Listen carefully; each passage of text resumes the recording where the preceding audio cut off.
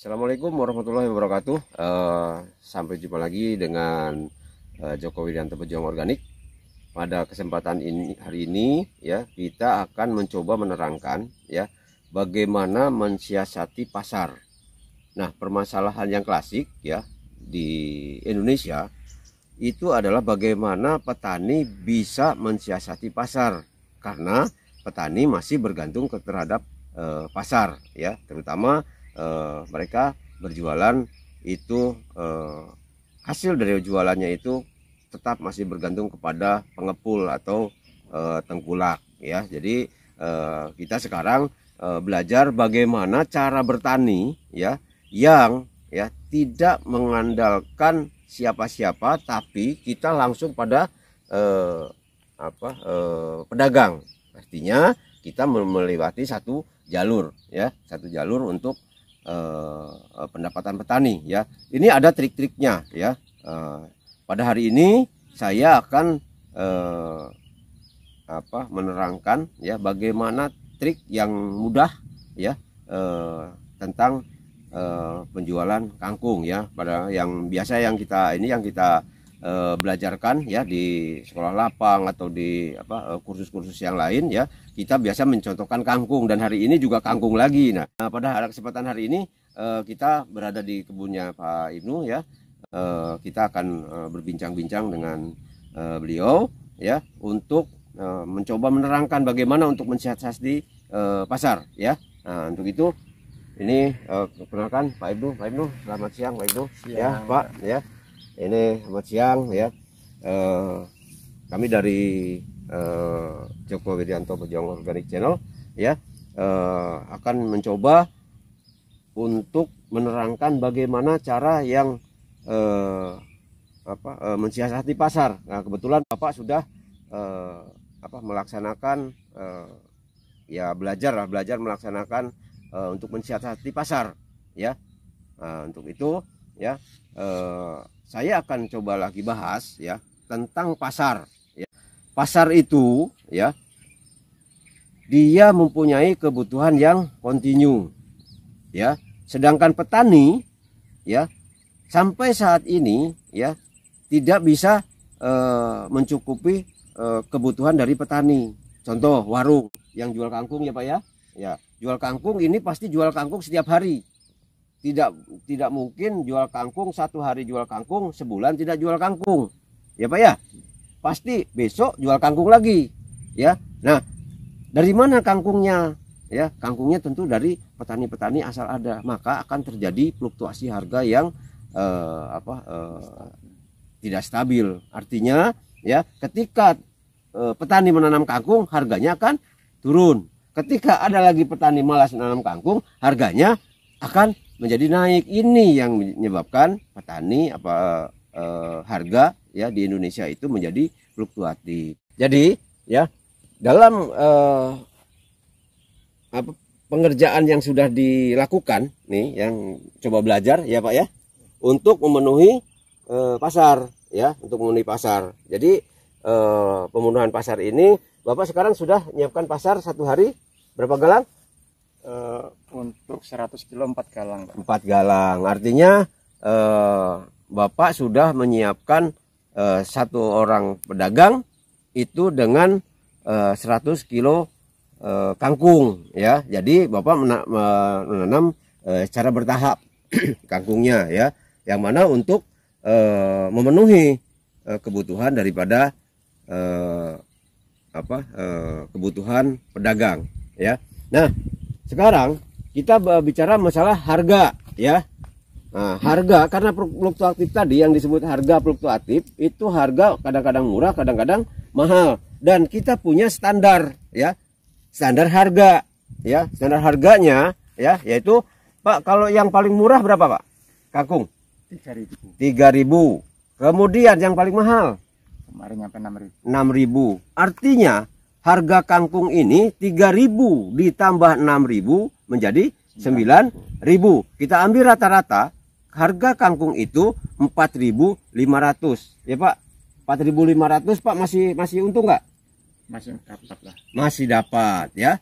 Harganya itu masih dapat ya, masih dapat untuk ini. Jadi kita tidak melulu ketika kita harga 3.000 kan tidak masuk standar tuh, murah ya.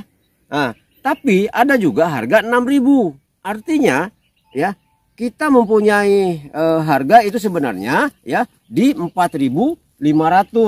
Ketika 6.000 ya, itu yang sisa dari 4.500 atau 1.500 kita simpan ya. Untuk apa? Untuk jaga-jaga nanti ketika harga di 3.000, harga yang 1.500 itu ya merupakan satu subsidi ya. Satu subsidi untuk harga yang murah ya. Harga yang murah. Ketika harga murah ada subsidi ya. Untuk itu ya. Jadi di sini sudah ada tahapan ketika menanam setiap hari ya, kemudian panen setiap hari ya. Nah, di sini sudah mulai panen satu hari itu 4 galang. Artinya satu hari itu ya panen dan menanam. Begitu ya. Jadi ada yang menanam, kemudian ada yang ngambil, kemudian ada juga yang memasarkan. Artinya kalau memasarkan sudah diserahkan sama pasar ya, gitu. Jadi Pak Ibnu, sekarang ketika musim banyak tergenang nih ya, banyak tergenang ya. Artinya bagaimana Bapak untuk mensiasati ya ketika kangkungnya tergenang, otomatis kan ada gangguan nih ya. Nah, gimana untuk mengatasi Bapak nih dengan pengaruh cuaca? Sebetulnya kalau untuk komoditi kangkung Pak, yang penting dia udah tumbuh, biarpun teracap, tenggelam, itu masih aman Pak. Yang penting dia udah tumbuh. Ya. Nah, tapi otomatis yang saya harapkan ini kangkungnya organik ya Pak ya. Iya. Nah, gitu. Jadi ini harga yang sama ya, kangkungnya organik dan biaya produksinya pasti lebih murah. Karena apa? Ya, Pak Ibnu nanti semuanya ilmunya harus bisa semua, harus bisa buat sendiri. Kalau namanya sudah bisa buat sendiri ya, itu otomatis semuanya serba murah ya. Saya yakin dengan kalau biaya Pak Ibnu sekarang, biaya produksi berapa sekarang nih Pak? Nah, kemarin udah dikalkulasi. Dikalkulasi ya.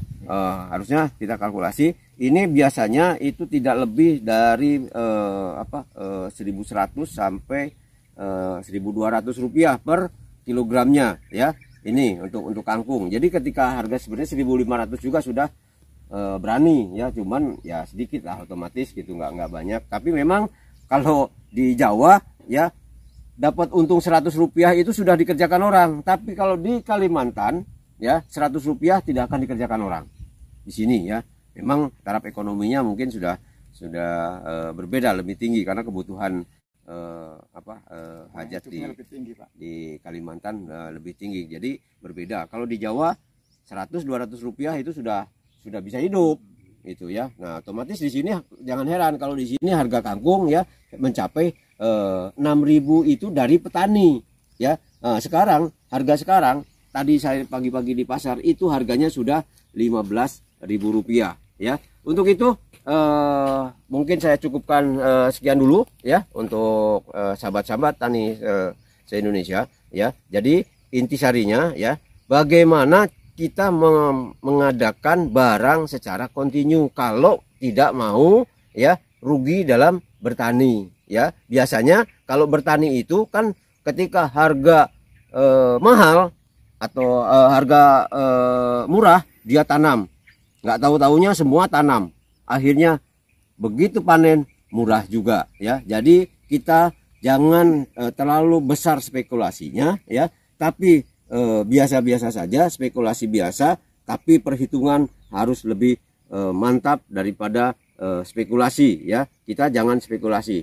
Maka rumusnya adalah cari pasar dulu, berapa kebutuhan pasar, baru kita menanam ya. Itu yang diterapkan di negara-negara lain ya, seperti Thailand, Jepang dan lain sebagainya. Mereka itu adalah menentukan harga dulu, bukan menanam. Kalau di kita ya, petani di kita menanam dulu, harga kemudian ya. Tapi walaupun bangkrut seperti apa di kita, tetap juga walaupun dapat ngutang-ngutang ya Pak ya. Ya, dapat ngutang-ngutang tetap nanam gitu ya. Tapi secara ekonomi dalam perhitungan ekonomi itu tidak bisa masuk. Yang penting yang seharusnya adalah bagaimana kita mengeluarkan uang ya, mengeluarkan uang sesedikit-dikitnya dan menghasilkan yang sebanyak-banyaknya. Demikian, wabillahi taufiq wal hidayah. Assalamualaikum warahmatullahi wabarakatuh.